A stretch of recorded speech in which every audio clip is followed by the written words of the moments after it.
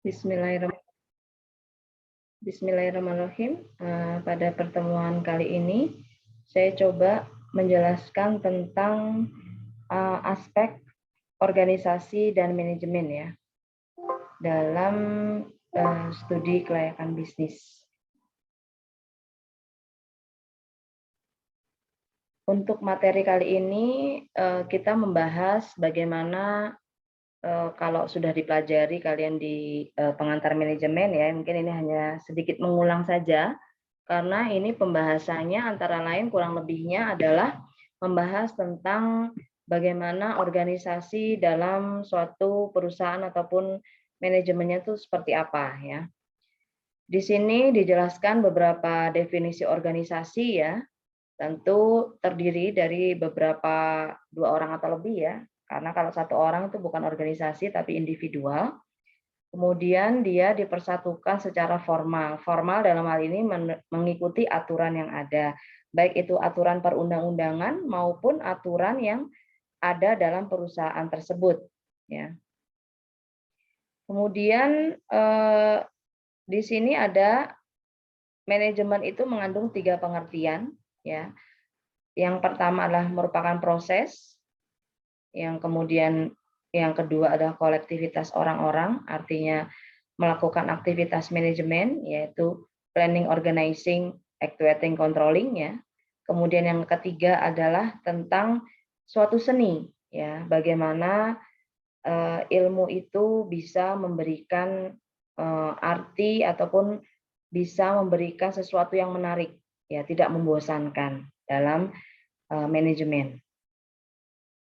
Sehingga dapat dikatakan bahwa hal yang berbeda antara organisasi dan manajemen adalah di sini sebagai suatu alat ataupun wadah sekelompok dalam mencapai tujuan tertentu. Sedangkan manajemen ini lebih mengarah kepada pengaturan ataupun pengelolaan untuk mencapai tujuan tersebut.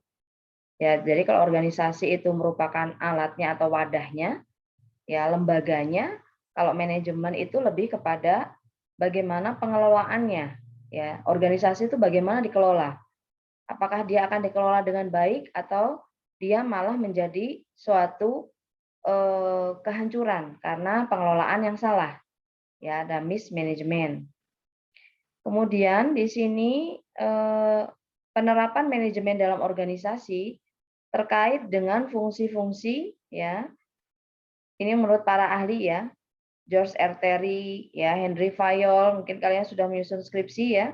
Kemudian ada Luther Gulick, terus Ernest Dale, ini semuanya tentang bagaimana pengelolaan manajemen itu sendiri, bagaimana pengelolaan organisasi itu sendiri.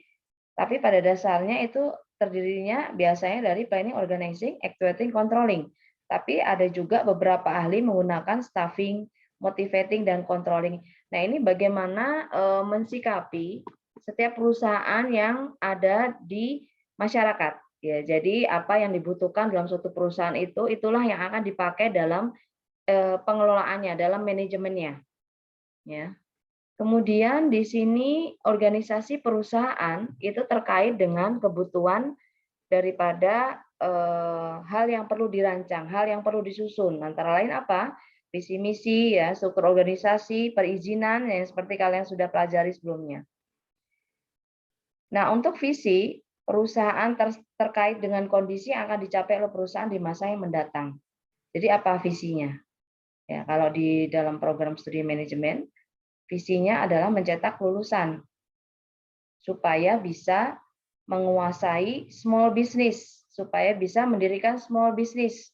Jadi, lulusan manajemen di PASIM ini diharapkan bisa mendirikan suatu usaha mikro, kecil, menengah, ya, yang bisa diterapkan dalam transaksinya di masyarakat.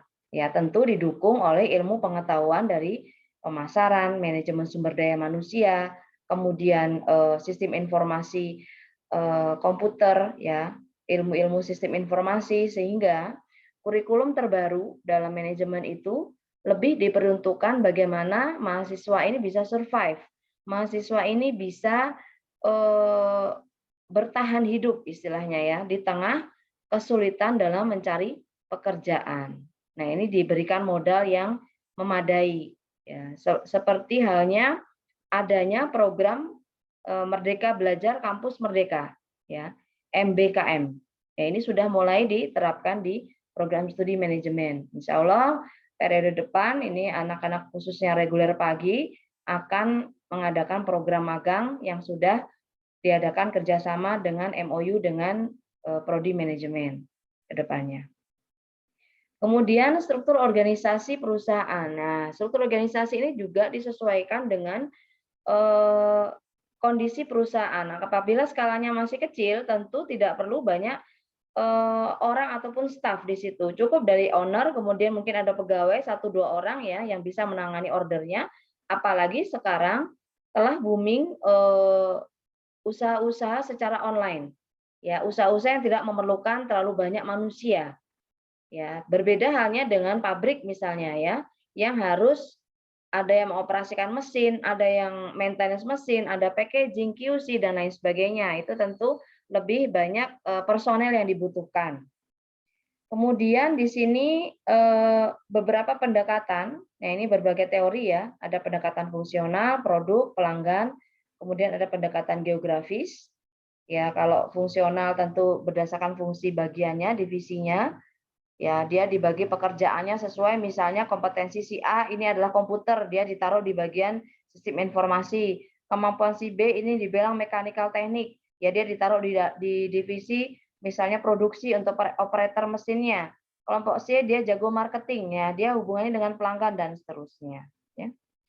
Baik, terus di bentuk organisasi perusahaan, nah ini bisa kalian baca saja ya, ada usaha persorangan ya, seperti firma ya, kemudian adanya perizinan yang sudah diajari sebelumnya, yaitu terkait dengan aspek yuridis ya, aspek perundang-undangan. Kemudian di sini ada juga kelemahan usaha perseorangan, itu tentu saja modalnya lebih kecil, ya tanggung jawabnya lebih besar, tapi dia kalau laba, dia dibagi sendiri, dinikmati sendiri, artinya bisa diputarkan sendiri ya untuk kedepannya supaya lebih bisa berkembang tanpa harus dibagi dengan pemilik yang lain. Kalau misalnya kalian menanamkan modal secara perorangan, tidak join bersama teman ataupun perbankan. Kemudian ada usaha patungan. Nah, perkongsian. Di sini biasanya dibutuhkan modal yang lumayan besar atau kalian tidak memiliki banyak modal, ini bisa dipilih usaha patungan. Ya, tentu banyak risikonya, tapi banyak juga manfaatnya. Tergantung bagaimana kalian meminimalisir risiko yang didapatkan dari usaha patungan tersebut. Misalnya apa? Risikonya adalah dengan adanya perjanjian yang jelas di hadapan notaris misalnya, atau ada saksi yang berkekuatan hukum, itu meminimalisir adanya kecurangan yang bisa terjadi dalam usaha patungan. Oke, kemudian di sini kelebihan yang dimiliki usaha patungan ya tentu banyak, bisa sharing modal, bisa pengembangan usaha lebih besar ya. Ini kekurangannya ya, memperoleh kredit permodalan jangka panjang. Kemudian juga adanya keputusan yang lambat karena banyaknya pemilik modal misalnya ya, misalnya si B sedang pergi ke Solo, si A sedang pergi ke Jakarta, si C misalnya sedang ke Bali, ya itu menunggu keputusannya mereka semua hadir di dalam RUPS misalnya ya, dalam satu kota atau dalam satu ruangan yang sama. Kemudian di sini juga memiliki berbagai kelebihan. Nah, ini bisa kalian baca juga kelebihannya, saya rasa tidak sulit ya. Kemudian ada perusahaan perseroan. Ya, kekurangannya tentu saja di sini banyak sekali kekurangan-kekurangan yang bisa dilihat ya. Kemudian adanya dibatasi akte pendirian biasanya oleh notaris, Kemenkumham ya. Nah, yang terakhir di sini adalah bentuk-bentuk struktur organisasi. Ya, biasanya kalau masih simpel nih, biasanya ada direktur usaha, kemudian ada manajer penjualan atau manajer produksi. Nah, ini salah satu contoh daripada struktur organisasi yang bisa kalian adopsi atau kalian lihat dan pelajari. Demikian perhatian sharing daripada saya untuk materi kali ini. Terima kasih. Wassalamualaikum warahmatullahi wabarakatuh.